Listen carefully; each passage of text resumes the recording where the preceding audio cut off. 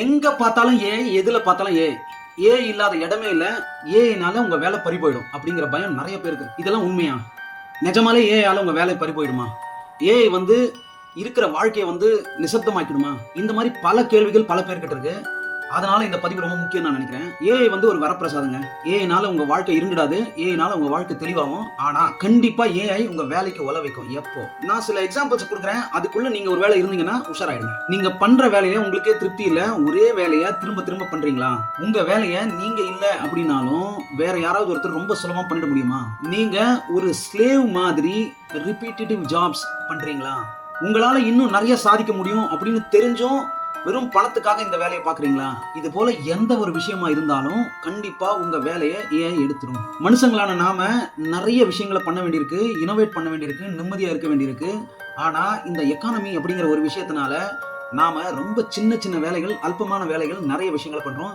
Specifically ஐடில யாரும் தவறா எடுத்துக்கோனா, ப்ரோக்ராமர்னு சொல்ற நிறைய பேரு அவங்க டெய்லி பண்ற control C control V job எல்லாம் இனிமேல் நிலைக்காது.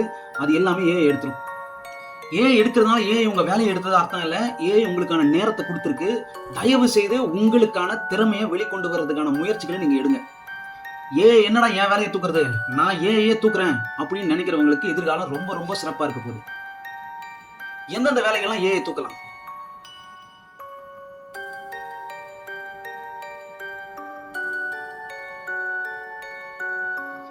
நீங்க டெய்லி டேட்டா என்ட்ரி மட்டும் தான் நான் போடுவேன், அதை தாண்டி எனக்கு எதுவும் தெரியாது, நான் ரிசப்ஷன்ல மட்டும் தான் உட்காருவேன், எனக்கு அதை தாண்டி எந்த வேலையும் செய்ய தெரியாது, என்கிட்ட சில டேட்டா கொடுத்தீங்கன்னா எக்ஸலா நான் எக்ஸ்போர்ட் பண்ணி கொடுத்துருவேன், அதை தவிர வேற எனக்கு எந்த வேலையும் தெரியாது, நான் ஒரு அக்கௌண்டன்ட், நான் ஒரு டேட்டா என்ட்ரி மட்டும் தான் போடுவேன், எனக்கு வேற எந்த வேலையும் தெரியாது, நான் ப்ரோக்ராமர்னு சொல்லுவேன், ஆனா எனக்கு ப்ரோக்ராம் பண்ணவே வராது.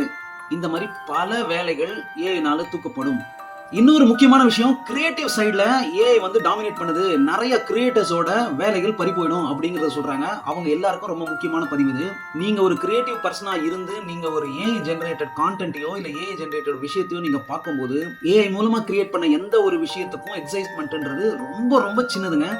ஏன்னா பார்த்து நீங்க எக்ஸைட் ஆகிற நீங்க இமீடியட்டா உணர்ந்துருவீங்க இதை பல பேரும் திரும்ப பண்ணுவாங்க அப்படின்றது. அதனால ஏஐ கண்டு நீங்க யாரும் பயப்பட வேண்டிய அவசியமே கிடையாது.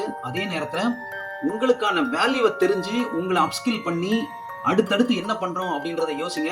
ஏஐ எம்ப்ரேஸ் பண்ண முயற்சி பண்ணுங்க. ஏஐனால உங்களுக்கு என்னைக்குமே அதிகப்படியான உயர்வு தான் இருக்கே தவிர ஏஐனால உங்க வாழ்க்கையோ இல்ல உங்க வேலையோ பறிபோறதுக்கான சூழல் எப்பயுமே கிடையாது. அது நீங்க நினைச்சா அடுத்த நாளே உங்க வேலை பறி போயிடும். இது போல தொடர்ந்து வீடியோஸ்க்கு நம்மளை பாருங்க. உங்களுக்கு தேவையான டாபிக்ஸ் ஏதாவது இருந்தா அதை கமெண்ட் பண்ணுங்க.